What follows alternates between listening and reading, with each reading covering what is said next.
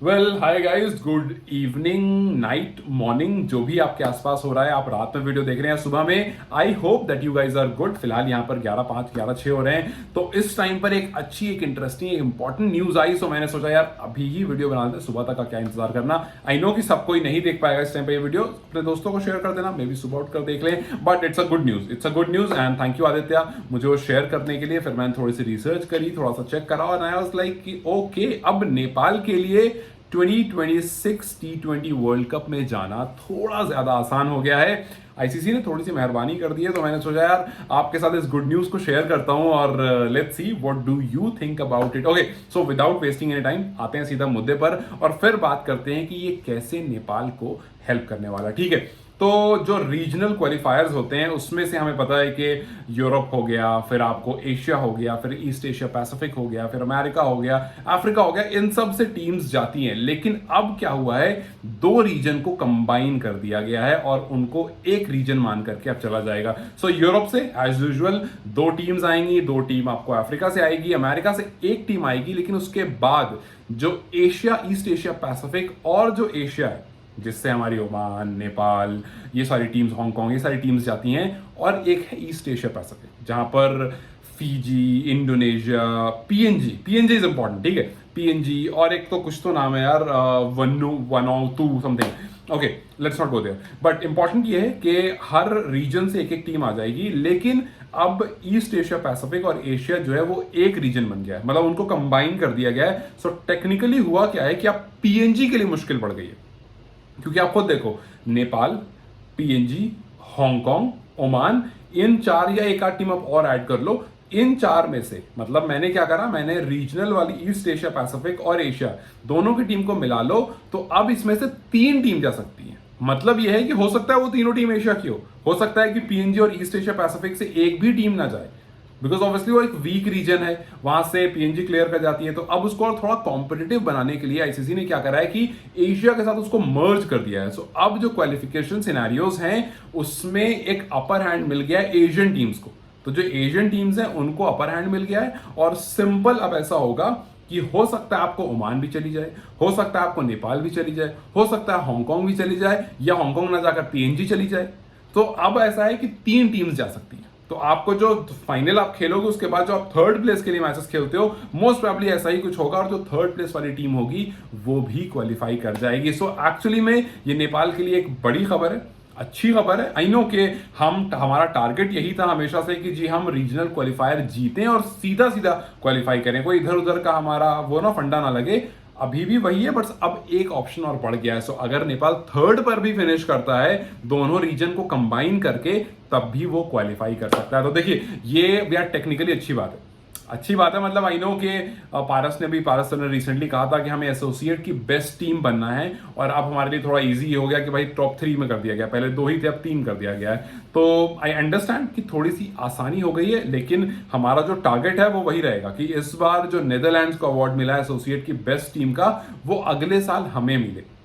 हमारे पास अब इंफ्रास्ट्रक्चर पर काम हो रहा है, हमारे पास एनपीएल आ रहा है। सो यस, हमारी जो क्रिकेट है उसको इंप्रूव करने के लिए इन नेक्स्ट 1 ईयर, जैसा मैंने पिछले कुछ वीडियोस में भी कहा है कि जब अगले साल जुलाई में बैठ करके हम बात कर रहे होंगे, तब चीजें बहुत बेहतर और बहुत अलग हो चुकी होगी, तब इंफ्रास्ट्रक्चर बहुत डिफरेंट हो चुका होगा।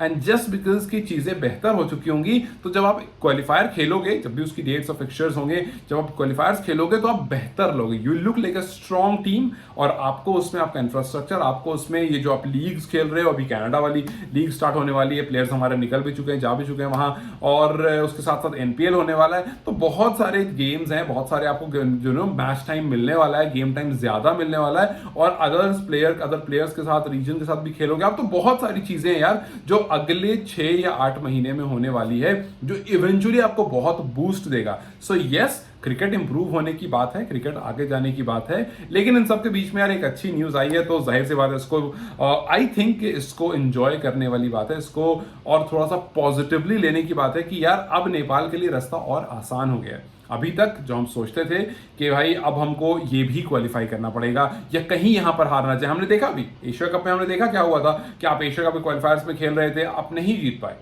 ठीक है, आप इमर्जिंग एशिया का भी क्वालिफायर, मतलब आप थर्ड प्लेस भी नहीं जीत पाए। सो वहां पर एक इशू क्रिएट हो जाता है कि यार हमारे सामने जो टीम्स हैं वो टफ हैं, हमारे सामने जो टीम्स हैं उनको बीट नहीं कर पा रहे हैं, जो भी रीजन हो, घर पर नहीं कर पा रहे हैं, बाहर नहीं कर पा रहे, लेकिन जब हमारे प्लेयर्स बाहर निकल कर खेलना शुरू करेंगे, जो कि शुरू कर चुके हैं, जब वो बाहर खेलेंगे, अदर वेन्यूज पर खेलेंगे, तो थोड़ा और एक्सपीरियंस हो जाएंगे। एंड प्लस जो हमारी टीम की एवरेज एज है वो अभी इतनी है कि आगे आने वाले 2-3 वर्ल्ड कप बहुत सारे प्लेयर खेलने वाले हैं। इस बार सिर्फ सोमपाल कामी थे जिन्होंने 2014 में खेला था, फिर सीधा 2024 में खेला। लेकिन अगर हमारी टीम पहुंच जाती है, आप इस बात को समझो कि पिछली बार, मतलब इस बार जब हम खेल रहे थे, फ्लड लाइट्स में खेलने का हमें एक्सपीरियंस नहीं था। हमने देखा कुशल बुटल के हाथ से कैच कैसे छूट गया था, और फिर उन्होंने बोला था कि यार लाइट पड़ रही थी, आपको आदत नहीं थी उस चीज की, लेकिन वो चीजें बेहतर होने वाली हैं।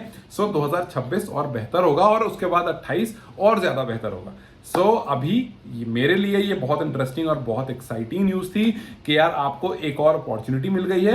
और अब आने वाले टाइम में जितनी बातें हो रही थी डिजिटल स्कोरबोर्ड के बारे में, मैदान के बारे में, कि भाई आपके उसका मैदान की grasses and all that, and new pitches, new practice pitches के बारे में, फिर फ्लड लाइट्स के बारे में, कि ये सारी चीजें चेंज होने वाली है। Your prime minister showed interest in this, आपके पास फॉरेन इन्वेस्टमेंट आने की बात हो रही है। सो अभी बहुत सारी चीजें हैं जो ऊपर की तरफ स्पाइक हुई है, और वी नो दिस कि इसमें फैंस का सबसे बड़ा हाथ है, बिकॉज एवरीवन नोज इट यार, कि अगर नेपाल खेल रहा है तो मैच देखा जाएगा। आप देखो ना, विमेन टीम का मैच कल देखा जा रहा था, लगभग 2 लाख के आसपास लोग थे वहां पर। पिछला मैच लगभग 1 लाख लोग से। अब आप देखेंगे इंडिया और नेपाल का जब मैच होगा, it's gonna be crazy. So everyone knows, even the broadcaster knows, even the guys who are investing, who are ready to invest in this, they know कि we are gonna get good amount of money. So ये fans की वजह से हो रहा है, fine, fan की वजह से ही हो, बट आफ्टर ऑल आपका इंफ्रास्ट्रक्चर इंप्रूव होगा, प्लेयर्स को अच्छी कंडीशन मिलेगी खेलने को, और फिर वहां से वो फाइट बैक कर सकते हैं, फिर वहां से उनका एक्सपीरियंस जो है वो बूस्ट हो जाएगा। So I am very positive towards this. I got this news and I felt कि यार this is really a good news and a news which I should share with you guys, and I really want you guys to comment below, so that मुझे पता चले कि आप इस news को किस तरह से देखते हो। और अभी एशिया कप है, विमेन्स वाला ही सही, जिस तरह से आपने सपोर्ट किया इस टीम को, उसके बाद कनाडा वाला अभी जो G20 आने वाला, उस पर भी बात करेंगे, उसमें भी देखेंगे कि भाई हमारे प्लेयर्स किस तरह से परफॉर्म कर रहे हैं। हालांकि I am really excited to see के वैंकूवर नाइट्स का कैप्टन किसको डिक्लेयर किया जाता है। As far as I know अभी तक शायद उसकी कोई भी कंफर्मेशन नहीं आई है, बिकॉज पाकिस्तान से एनओसी नहीं मिल रहा है। तो वो भी एक अच्छा और इंटरेस्टिंग टूर्नामेंट होने वाला है। हालांकि यार उसकी टाइमिंग बहुत अच्छी नहीं है। एक वीडियो बनाऊंगा सेपरेटली उसके बारे में पूरा डिस्कस करने के लिए, और देखते हैं कि वो कैसे चलता है, और सारे मैचेस या फिर पूरा फिक्चर किस तरह का उन्होंने बनाया है। But I will be looking forward at Vancouver Knights की उसके कैप्टन किसको बनाया था, बिकॉज बाबर और रिजवान तो शायद आ नहीं रहे हैं, पाकिस्तान शायद उनको एनओसी दे नहीं रहा है, जैसी अब तक की न्यूज है। खैर वो बात की बात है, बात की बात बाद में करेंगे। बट अभी के लिए this was a good news, this was an exciting news कि अब आपको एक और स्लॉट, एक और स्पॉट मिल गया है क्वालिफाई करने के लिए। How are you guys seeing this? Do let me know in the comment section so that we can discuss about it ahead, and then I'll see you tomorrow maybe with some another topic, and maybe with some good topic. Till then, you guys take care, and I will see you very soon. Bye bye.